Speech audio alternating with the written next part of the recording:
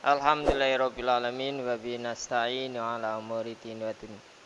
Ala umuri din. Shalatu wassalamu ala asrafil mursalin sayyidina wa maulana Muhammadin raufur rahim amma ba'du. Hayya hadirin wal jamaah masih mambal khairat yang dirahmati Allah Subhanahu wa taala. Alhamdulillah, puji syukur pada Allah yang mana subuh ini Allah taala berikan kesempatan lagi walau tengah hujan nih ya. Hujan, mudah-mudahan hujan ini membawa berkah ya. Yang hadir di sini mudah-mudahan pahalanya makin tambah, keimanannya juga makin tambah. Allahumma amin ya. Rezekinya makin berkah ya. Usahanya makin lancar. Allahumma amin. Salawat serta salam tak lupa kita haturkan kepada junjungan kita Nabi Allah Mustafa Bibina Safiina Muhammad sallallahu alaihi wasallam dengan cara kita selalu membaca selawatnya Allahumma sholli ala Muhammad wa ala alihi sayyidina Muhammad sallallahu ala sayyidina Muhammad sallallahu alaihi wasallam. Mudah-mudahan selawat yang kita baca sebagai penghapus dosa kita dan kesalahan kita, sekaligus sebagai penyempurna dalam majelis taklim kita. Allahumma amin. Ya. Kita masih membahas fi bayani fadilatil insan ya. Apa namanya? Ya, fi bayani fadilatil insan, keutamaan manusia ya. Yang ini diambil dari surat Al-Mu'minun ya. Jadi ini ibarat-ibarat semuanya ya, tadi itu yang ibarat. Adapun alam di bawah ya, tubuh kita semuanya itu seperti alam shogir, alam yang kecil ya. Jadi Allah Ta'ala itu membentuk tubuh kita itu sesuai dengan kebutuhan kita masing-masing ya. Terus Allah Ta'ala menegaskan lagi dalam surat Al-Mu'minun ayat 14, summa khalaqna nutfata 'alaqatan fa khalaqnal 'alaqata mudghah fa khalaqnal mudghata idhaman fa kasawnal idhama fataba idhama lahman summa ansa'nahu khalqan akhar fatabarakallahu ahsanul khaliqin. Ya. Summa khalaqna nutfata, kemudian Allah Ta'ala menciptakan nutfah ya. Allah Ta'ala kami ciptakan nutfah, air mani. Nutfah itu air mani ya. Dari nutfah tersebut alaqatan fa khalaqnal alaqata. Dari nutfah tersebut Allah Ta'ala itu gumpalkan, bentukkan sesuai dengan kebutuhannya masing-masing ya, menjadi darah kempal ya. Dari kempal tersebut alaqatan mudghatan fa khalaqnal mudghata idhaman. Begitu Allah Subhanahu wa taala membentuk dari air mani, darah kempal. Kemudian apa? Allah Ta'ala idhaman, ciptakan tulang belulang. Begitu ciptakan tulang belulang, Allah Ta'ala faqasawnal idhama lahman. Kemudian tulang belulang tersebut dibungkusnya dengan daging. Summa ansha'nahu khalqan akhar. Lalu Allah Subhanahu wa taala membentuk seperti kita ini. Janin. Fatabarakallahu ahsanul khaliqin, maha suci Allah Ta'ala dengan sebagus-bagusnya pembuatan makhluk tersebut. Allah Ta'ala menciptakannya, penciptanya tersebut ya. Itu ditegaskan dalam surat Al-Mu'minun ya. Dan Allah Ta'ala menjadikan 35 ruas tulang dalam telapak tangan dan juga 35 ruas tulang dalam telapak kaki tersebut. Jadi ada ruas-ruas ini di tangan tersebut, kita ini semuanya ini ada 35 ruas. Ini ruas ini. Kalau disensor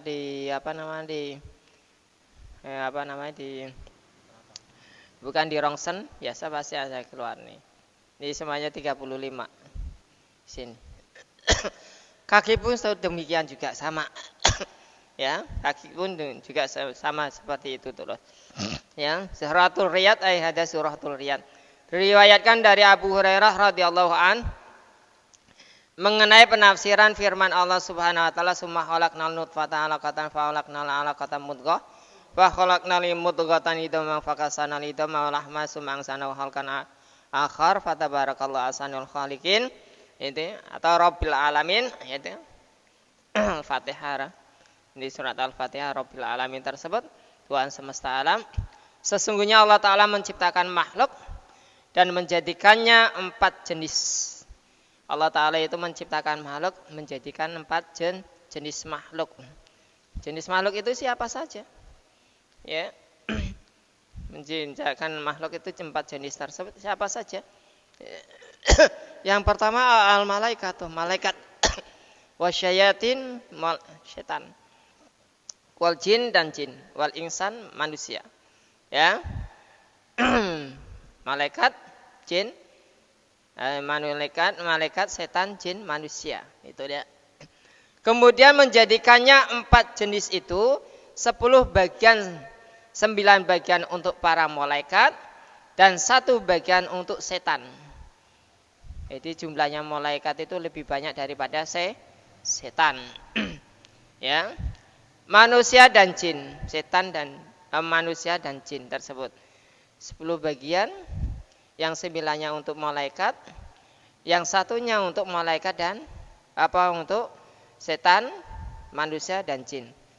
Lalu 3 jenis itu tersebut dijadikan 10 bagian.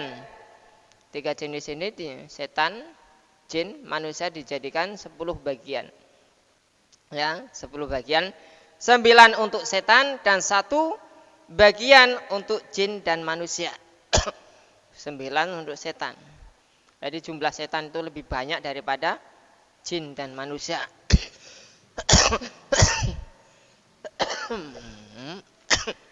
Lebih banyak daripada manusia tersebut. Kemudian manusia dijadikan setan dan jin dan 1 bagian untuk jin dan manusia. Ya. Kemudian manusia dijadikan 125 bagian. 100 bagian di negara Hindia, tempat kembali mereka adalah di neraka. 12 bagian di Romawi, tempat kembali mereka seluruhnya di neraka. 6 bagian di dunia timur, tempat mereka seluruhnya di neraka. 6 bagian di dunia barat, dan mereka semuanya penghuni neraka. Tinggallah 1 bagian. Dari yang 1 ini ada 73 bagian. 72 bagian adalah ahli bid'ah dan tersesat. Dan 1 bagian daripadanya yang selamat. Mereka itu adalah ahlu sunnah wal jamaah. Tetapi hisab mereka tetap ada pada kewenangan Allah Subhanahu wa taala. Dia memberikan ampunan kepada orang yang dikehendakinya dan menyiksa siapa yang dikehendakinya. Jadi jumlah setan itu lebih banyak, itu sudah wajar manusia tergelincir dari golongan itu, ya. Itu. Abu Bakar al-Bukhil ada Bulkhi, pernah ditanyakan mereka mengenai orang-orang kafir, apakah dia mengambil hadiah dari sultan sedangkan dia mengetahui bahwa sultan telah mengambilnya dengan cara ghasab. Ini hukum fikih nih. Ya, kalau ada seorang penguasa mengambil sesuatu pajak dengan cara paksa terhadap rakyatnya, terus kita itu diberi hadiahnya, diberi. Apakah yang demikian itu halal? Nah, apakah halal atau tidak? Abu Bakar al-Bukhili menjawab, jika sultan telah mencampur uang hasil gosok, uang curian tersebut, uang gosok itu ya uang curian, gosok itu bahasa Arabnya, curian, itu dengan yang lain, maka menerimanya tidak mengapa. Ya, kalau dicampur dengan uang yang lain, maka yang menerima tidak apa-apa. Yang penguasa tapi ya, penguasa. Tetapi jika sultan atau penguasa tersebut menyerahkan barang gosok itu tanpa bercampur dengan yang lain, maka tidak boleh kita menerimanya, apalagi kita mengetahuinya, ya. Itu istilah syariat, ya.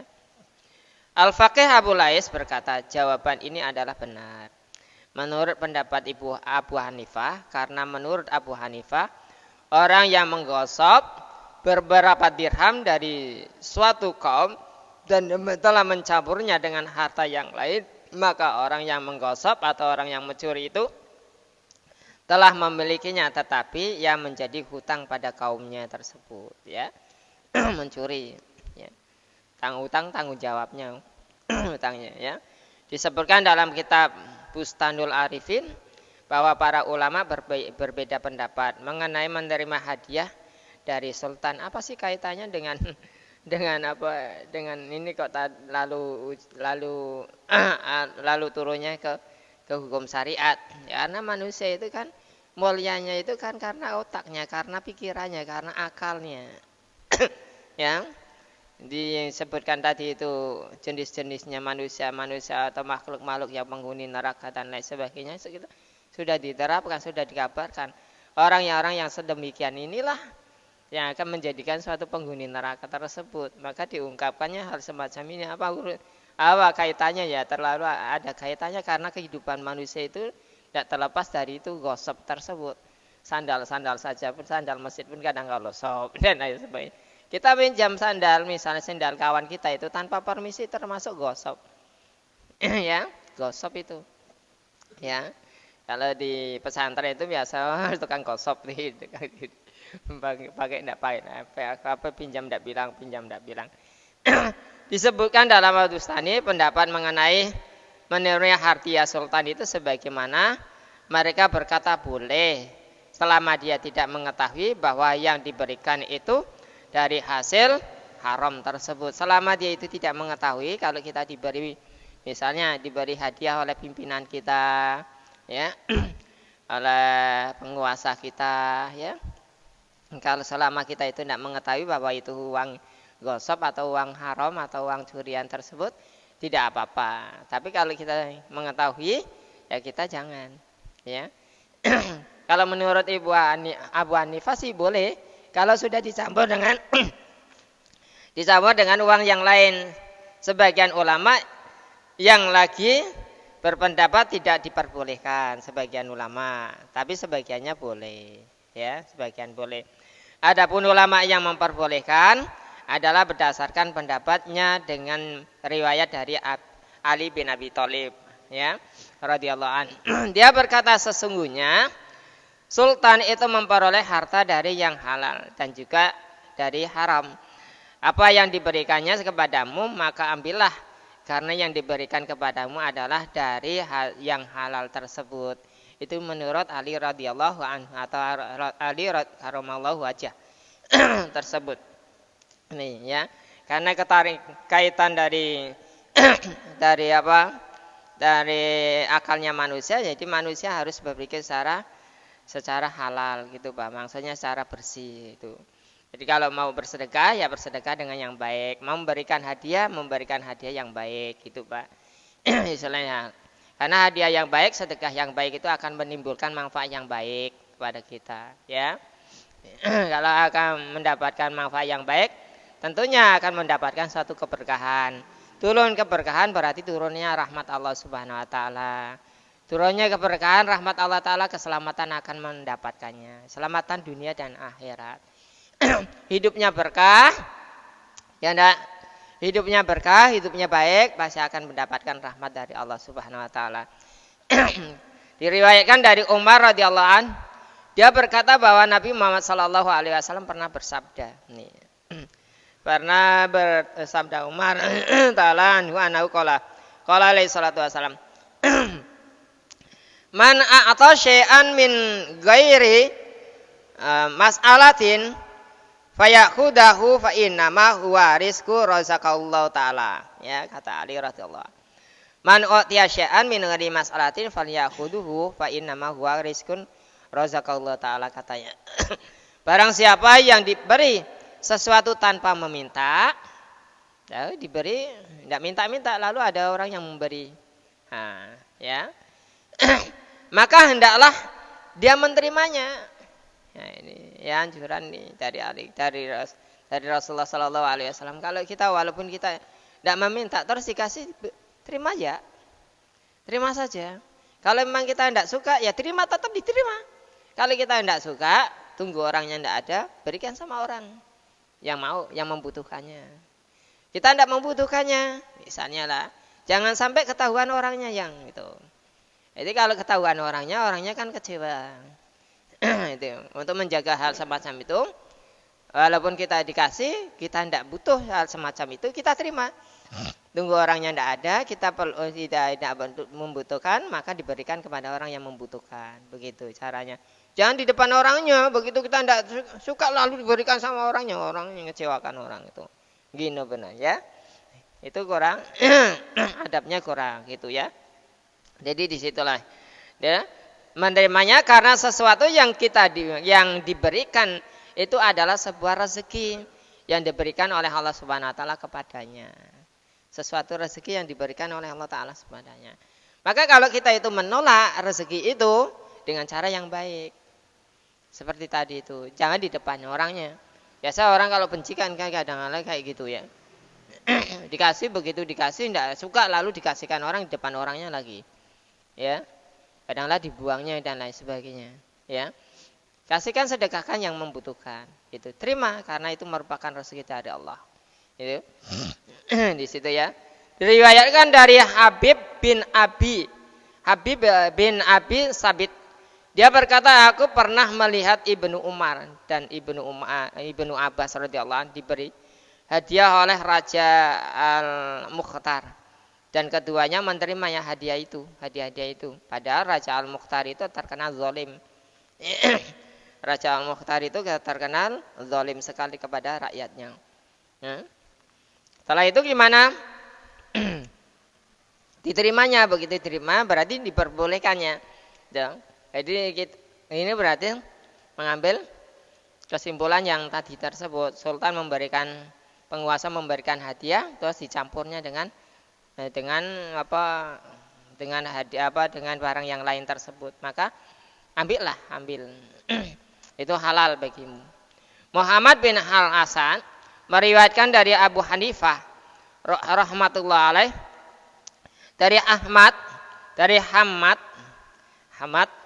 bahwa Ibrahim An-Nakhai pernah keluar kepada Zuhair bin Abdullah Al-Asti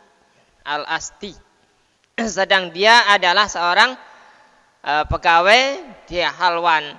Ibrahim Al-Nakhai dan Abu Zar Al-Hamdani radhiyallahu anhu mengambil hadiah dari Zuhair. Zuhair itu tadi kan terkenal sultan atau pemerintah atau raja, tapi ya raja yang dolim. Tapi mereka ulama itu apabila dikasih itu diterimanya. Berarti diperbolehkannya. Ya. Diterimanya ini kalau sudah tercampur dari barang-barang yang lainnya tersebut. Muhammad rahimakumullah berkata, dengan kejadian itu kita boleh mengambil hadiah sepanjang kita tidak mengetahui sedikit pun bahwa yang diberikan itu adalah dari barang haram.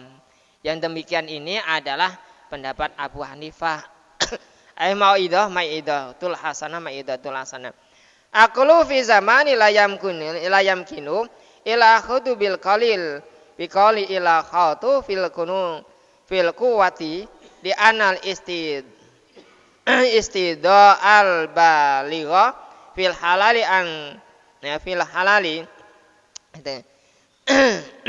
Muhammad rahimahullah taala itu aku penulis kitab, katanya.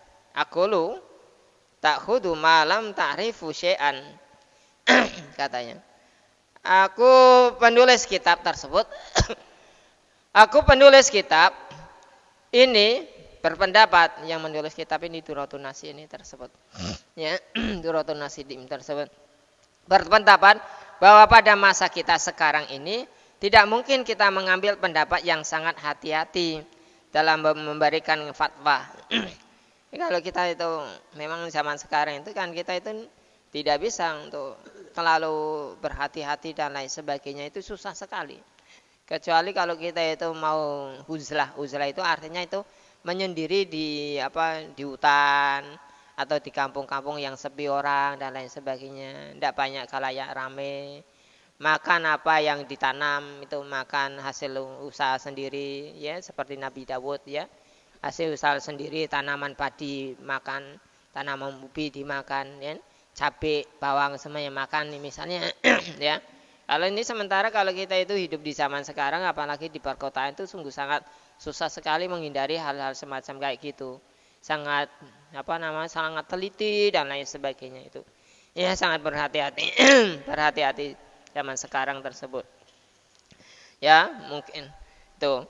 Maka fatwa tersebut itu kadang-kadang jarang sekali gitu, ya. Ulama-ulama menganjurkan hal semacam itu sangat berhati-hati, jangan sekarang, ya.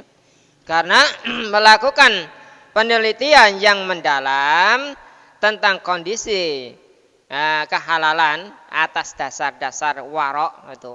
Warok itu meninggalkan hal segala macam barang-barang haram tersebut. Tingkat tinggi itu merupakan sesuatu yang menyulitkan terhadap orang awam tersebut, terlebih bagi para pelajar. Sulit, ya. Pelajar mempersulit sesuatu, padahal mempersulit sesuatu itu ditolak atau tidak diperbolehkan dalam agama. Mempersulit sesuatu itu tidak diperbolehkan dalam agama di situ.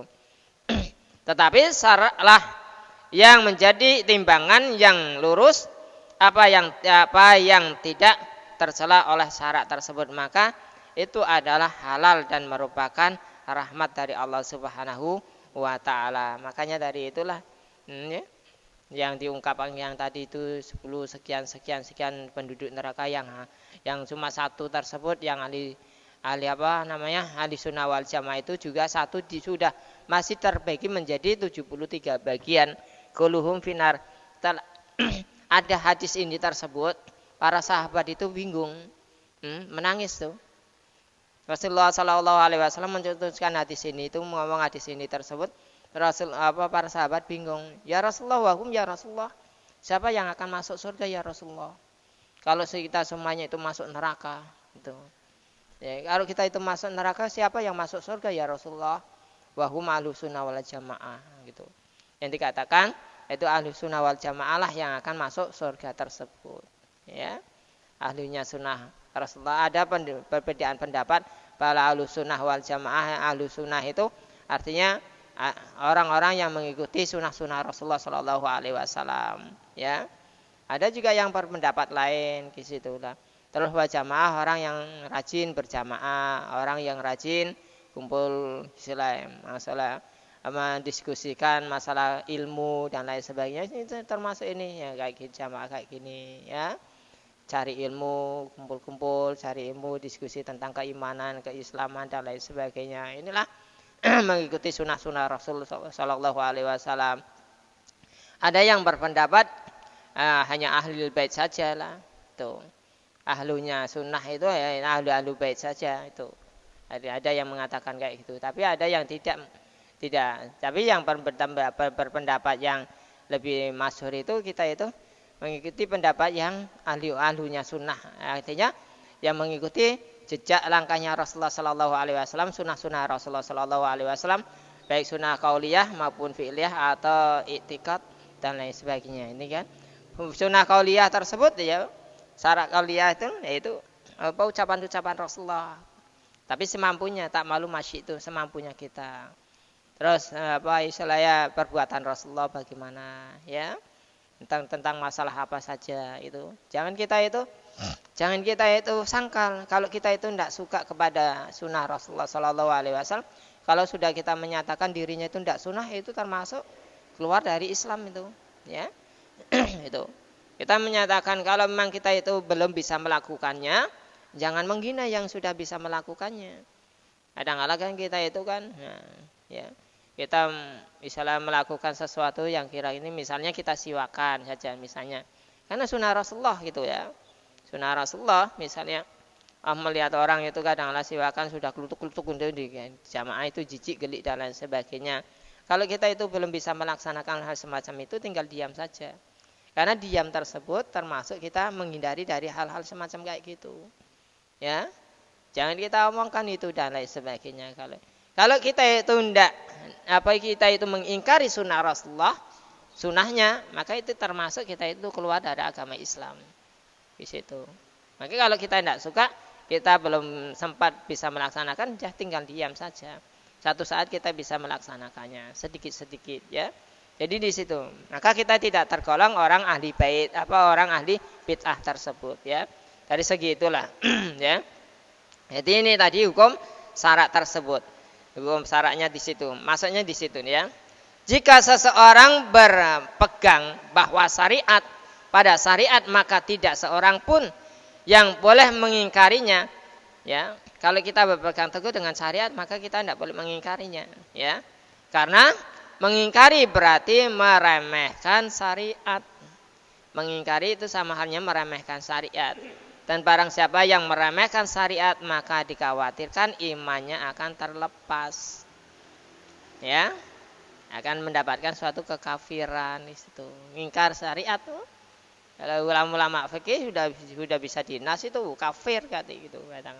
Tapi kita tidak boleh mengafir-ngafirkan orang tersebut, tidak diperbolehkan.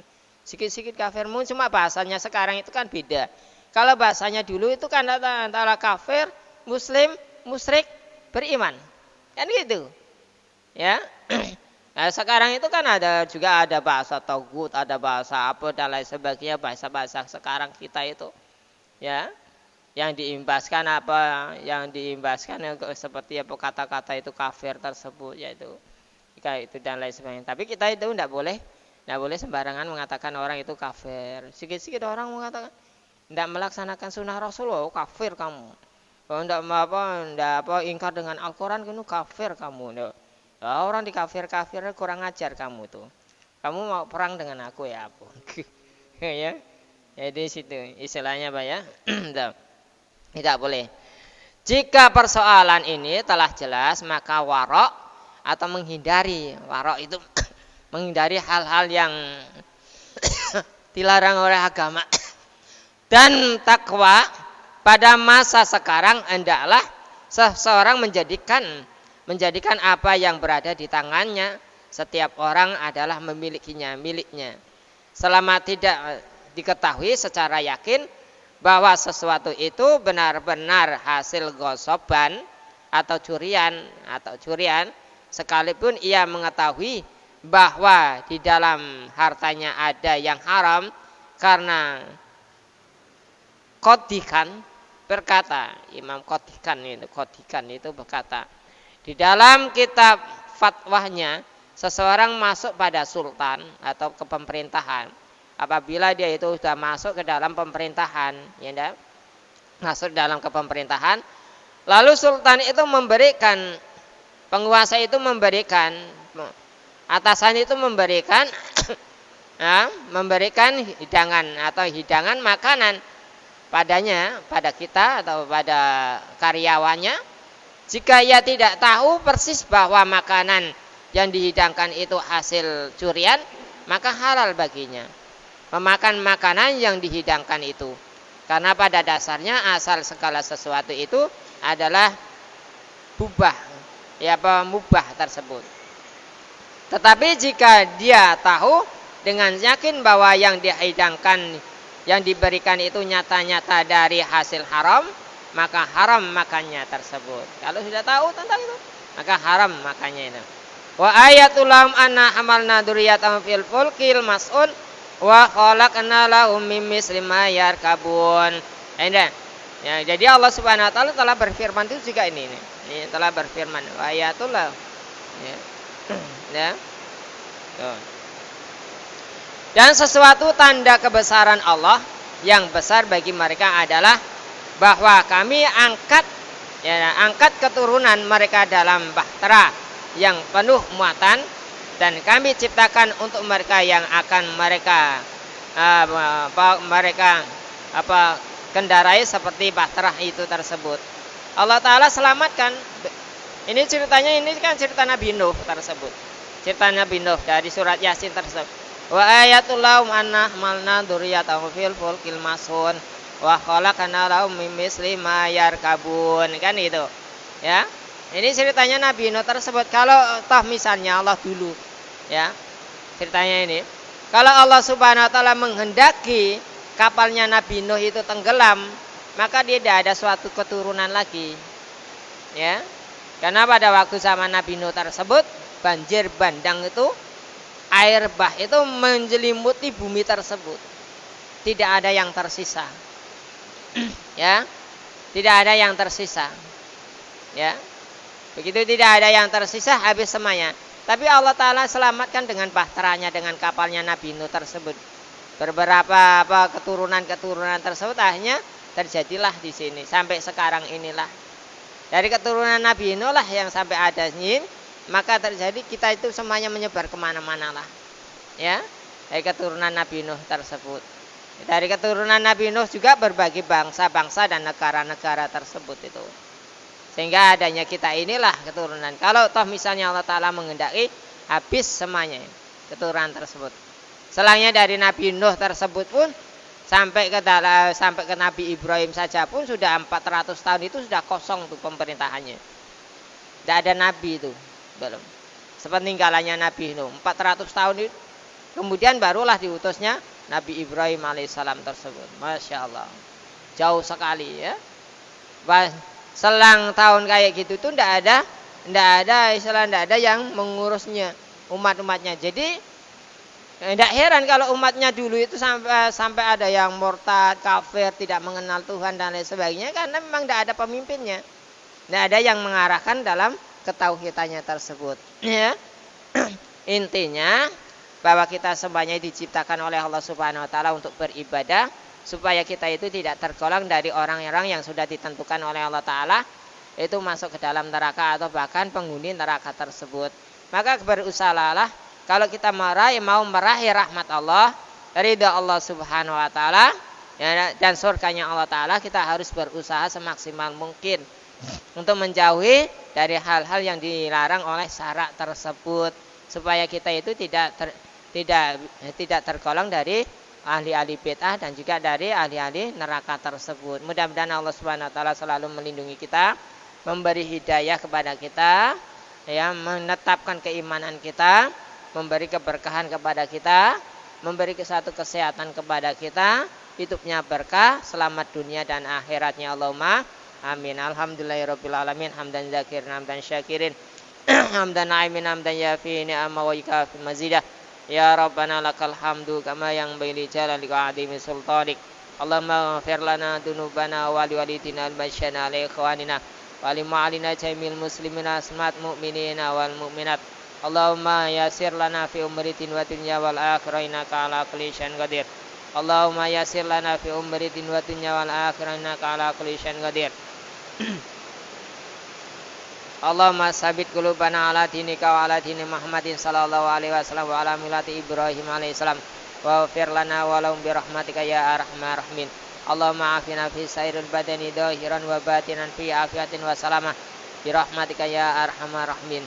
Allahumma inna nasruka al-afwa wal afiyata mamal afiyah wa qina anin nas. Allahumma inna nasruka salamatan fid din wa dunya wal akhirah wa afiyatan fil jasadina wa ziyadatan fil ilmina wa barakatan fi rizqina taubatan qablal maut wa maghfiratan ba'dal maut wa rahmatan indal maut.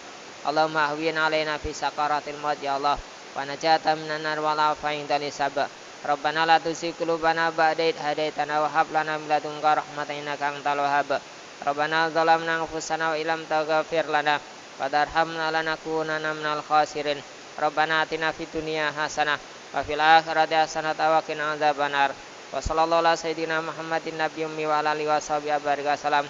Da'wa fa subhanakallahumma tahiyyatu fi salam wa akhiru da'wana alhamdulillahi rabbil alamin. Allahumma shalli ala sayyidina Muhammad. Tutup dengan kafaratul majlis. Subhanallah wa bihamdi, subhanallah wa bihamdika, asyhadu alla ilaha illa anta astaghfiruka wa atubu ilaik. Assalamualaikum warahmatullahi wabarakatuh. Assalamualaikum.